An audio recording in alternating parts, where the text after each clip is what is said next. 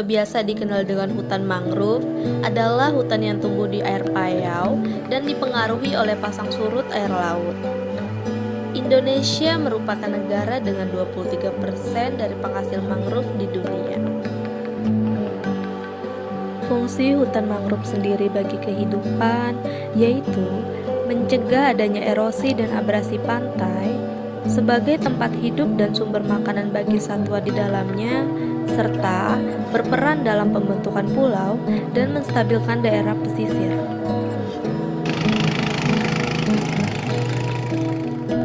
Selain itu, mangrove juga merupakan tempat pemberian ikan, udang, dan kepiting. Buah dari mangrove ini pun bisa diolah menjadi sirup mangrove.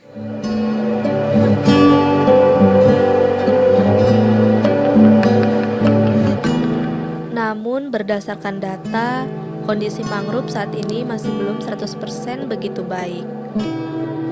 Melalui data Badan Pusat Statistik BPS pada tahun 2018, secara nasional, kondisi hutan mangrove 62% dengan kondisi baik, sedangkan 38% dalam kondisi kritis dan rusak.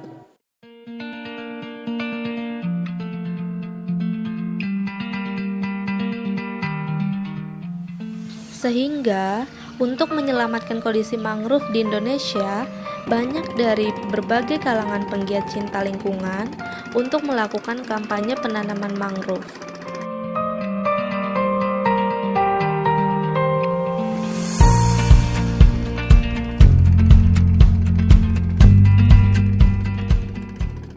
Salah satunya Yayasan Mangrove Lestari atau YML yang berpusat di Kalimantan Timur. Yayasan ini diinisiasi oleh komunitas masyarakat lokal dan stakeholder pada tanggal 21 Februari 2012.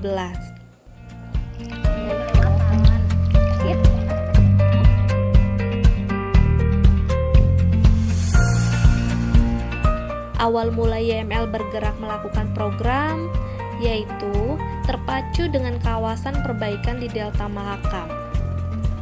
Sebab Delta Mahakam merupakan salah satu ekosistem mangrove yang cukup besar di Indonesia, yaitu Kecamatan Muara Badak, Anggana, dan Muara Jawa.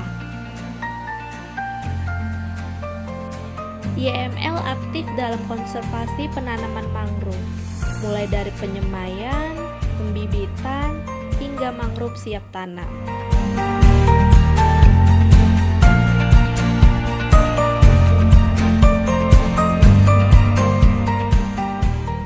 Mewakili Delta Mahakam itu sendiri, maka kami dirikan kantor kami di Kecamatan Anggana karena posisinya pas di tengah Delta Mahakam.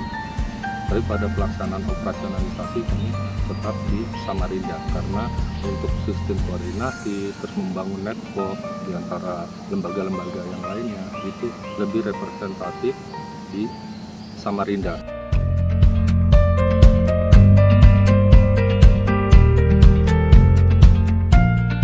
Yayasan Mangrove Lestari menerapkan sistem mitra dengan instansi lain atau NGO dalam mendukung pelaksanaan operasional kegiatan. Beberapa instansi yang pernah bermitra dengan Yayasan Mangrove Lestari yaitu Planet Urgence, pendonor dari NGO internasional, kedua Trafigura Foundation, sebagai institusi pemerhati lingkungan yang ada di Eropa selama 2 tahun, kemudian dari NGO nasional, Yayasan Keanekaragaman Hayati, KHATI, dan beberapa kegiatan bersama lembaga-lembaga lokal. Support dari pemerintah memang lebih banyak itu support dukungan dari kegiatan itu sendiri, tapi bukan berupa material, tapi berupa regulasi saja untuk mendukung kegiatan kita.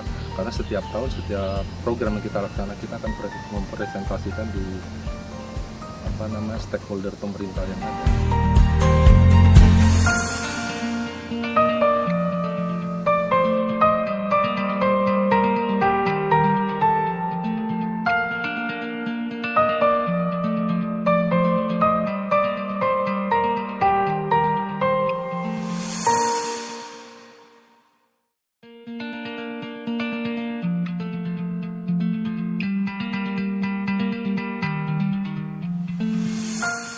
bukan hanya bergerak pada program penanaman mangrove, adanya praktek-praktek yang tidak ramah lingkungan di masyarakat, YML juga sepakat membentuk yayasan ini untuk membantu pengelolaan ekonomi yang berkelanjutan, terutama tentang aquaculture itu sendiri.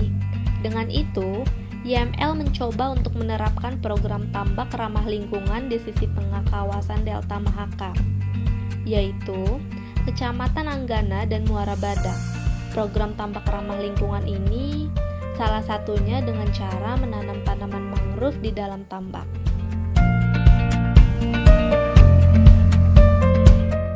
Yayasan Mangrove Lestari menyasar warga lokal dengan melakukan sosialisasi terlebih dahulu terkait pengetahuan tentang penggunaan bahan kimia pada hasil perikanan. Hal tersebut bertujuan untuk meningkatkan kesadaran masyarakat akan pentingnya mata pencaharian berkelanjutan. Dalam pelaksanaan programnya, YML juga melakukan pendampingan hingga pasca program dilaksanakan. Setiap program kami selalu menyertakan pendampingan, minimal 1 tahun pendampingan pasca program.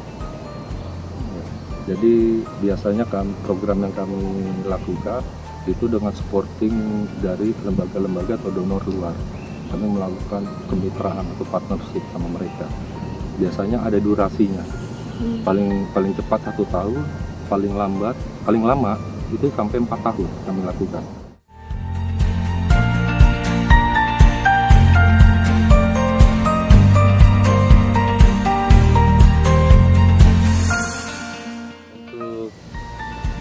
Perencanaan implementasi program itu ada beberapa tahap yang menjadi SOP kami tentunya.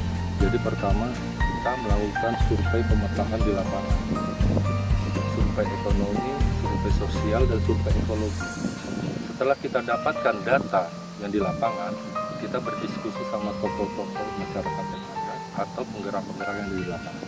Setelah hasil itu ada, maka kita bawa ke pemerintahan yang paling rendah. Dalam hal ini adalah pemerintahan desa.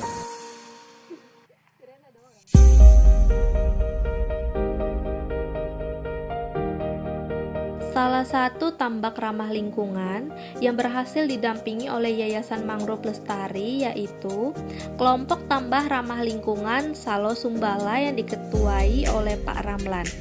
Mereka aktif dalam pengelolaan tambak dengan menggunakan bahan-bahan ramah lingkungan dan telah meninggalkan bahan-bahan kimia.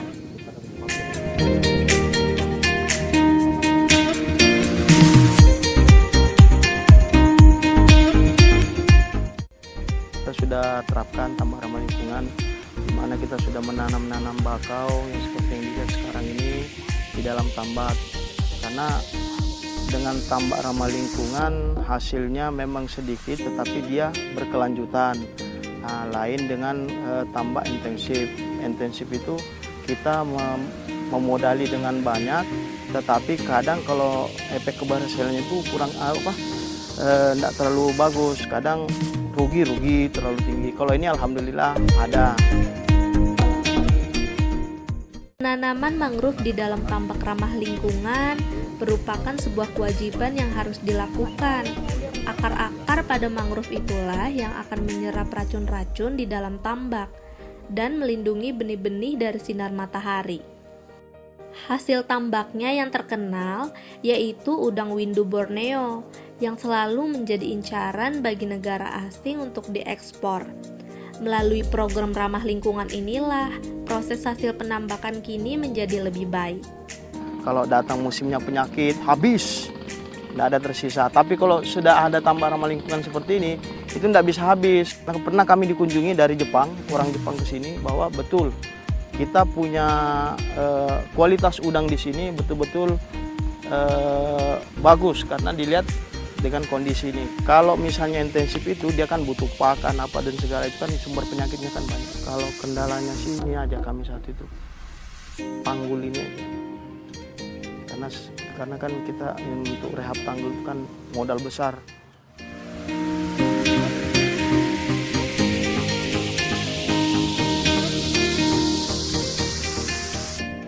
Kalau harapan kami itu bagaimana caranya memperbesar produksi tambak di sini dengan cara ramah lingkungan, tetapi mudah-mudahan ada sentuhan-sentuhan dari mungkin dari dinas, dari yayasan atau dari mana untuk membantu kami, karena kami butuh itu pupuk sama ya pupuk yang paling utama karena kita butuhkan.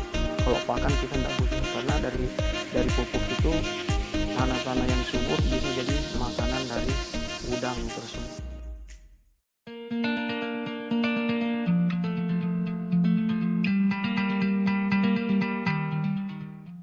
Untuk pendampingan kepada kelompok, YML giat melakukan diskusi bersama terkait bagaimana cara budidaya yang baik dan cara menerapkan penanaman pohon bakau di dalam tambak.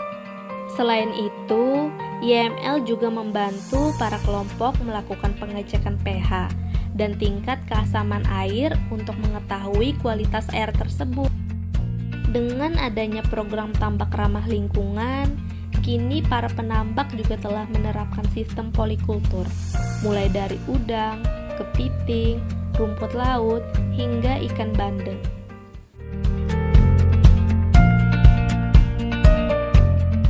Selain melakukan pendampingan kepada kelompok tambak ramah lingkungan, mereka juga mendampingi beberapa kelompok ibu-ibu di Desa Saliki, Kecamatan Muara Badak, dalam usaha menengah pembuatan amplang bandeng.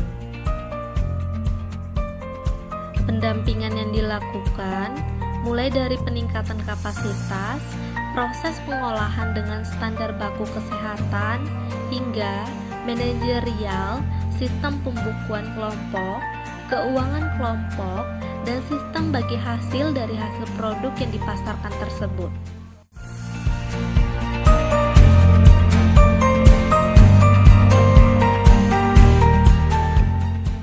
Jadi kami sebetulnya memulai awal itu dari kerupuk saja, kerupuk. Nah, produk kerupuk itu akhirnya berkembang lagi, kita coba amplang. Ternyata animo masyarakat, konsumen terhadap amplang lebih besar dari kerupuk. Tapi bukan berarti kerupuk ditinggalkan. Kerupuk tetap karena produk awal. Dan itu menjadi ciri khas dari kelompok yang ada di Saliki yang kita bina. Selain itu amplang kita produksi dan itu sudah berjalan. Itu akhirnya dicontoh oleh kelompok-kelompok yang lain ada di Muara Badak, bahkan di Delta gitu, untuk pembuatan amplang tersebut dari bahan baku bandeng lapi atau payus yang nilai ekonomisnya itu tidak ada gitu. Jadi mensiasati itu pada saat nanti terjadi supply lebih besar daripada permintaan, maka kami mencoba melakukan diversifikasi aquaculture produk yang lainnya ikutan. Salah satunya adalah bandeng asap. Jadi sebetulnya sebelum ini tahun 2008 itu kebetulan saya juga tinggal di situ. Sebetulnya saya sudah dampingi itu mulai dari awal. Jadi begitu berdiri kelembagaan Yayasan Mangrove Lestari 2012, nah itu langsung mudah untuk nyetelnya, mudah untuk bagaimana berkolaborasi bersama ibu-ibu untuk membangun ekonomi keluarga yang ada di Saliki tersebut. Kini ada 3 kelompok rumah produksi amplang yang dikelola oleh ibu-ibu di Desa Saliki. Dalam proses produksi, mereka melakukan pembagian kerja yang sama, mulai dari pembuatan adonan hingga proses pengemasan. Produksi dijual dengan harga Rp80.000 per kilo, ukuran besar dengan berbagai rasa dari jagung manis dan original. Produksi biasa dilakukan bisa sampai 2 atau 3 kali pembuatan, sesuai dengan pemesanan. Dengan sekali produksi dapat menghasilkan 15-16 kilo amplang.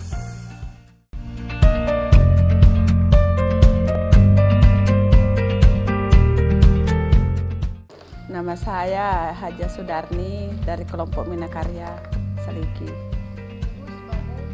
sebuah kata kelompok.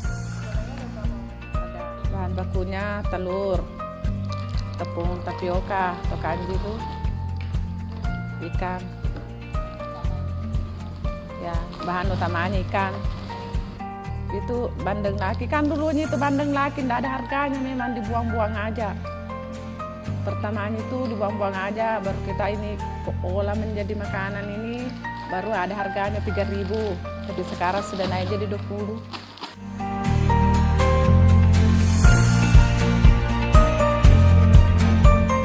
Untuk membantu meningkatkan pengembangan usaha kecil menengah kelompok tersebut, YML menerapkan mikrokredit sebagai pendampingan mereka dengan tujuan untuk memberdayakan ibu-ibu dalam operasional produksi amplang, serta membantu menambah penghasilan.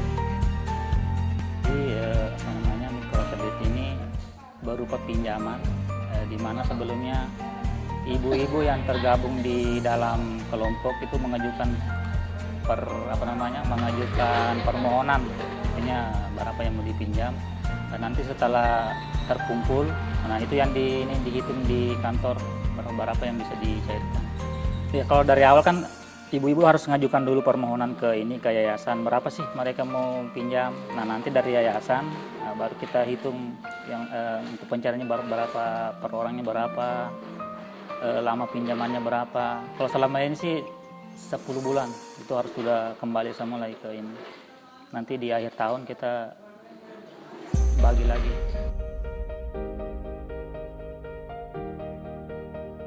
Dalam teori community development, pengembangan masyarakat adalah sebuah gerakan yang dirancang untuk mempromosikan kehidupan yang lebih baik untuk keseluruhan komunitas dengan partisipasi aktif dan inisiatif masyarakat. Proses pembangunannya, di mana semua usaha swadaya masyarakat disinergikan dengan usaha-usaha pemerintah setempat dan stakeholder lainnya untuk meningkatkan taraf hidup dengan mengutamakan inisiatif penduduk sendiri serta fasilitasi teknis dan penguatan kelembagaan, sehingga proses pembangunannya berjalan efektif, berkelanjutan, dan berkeadilan.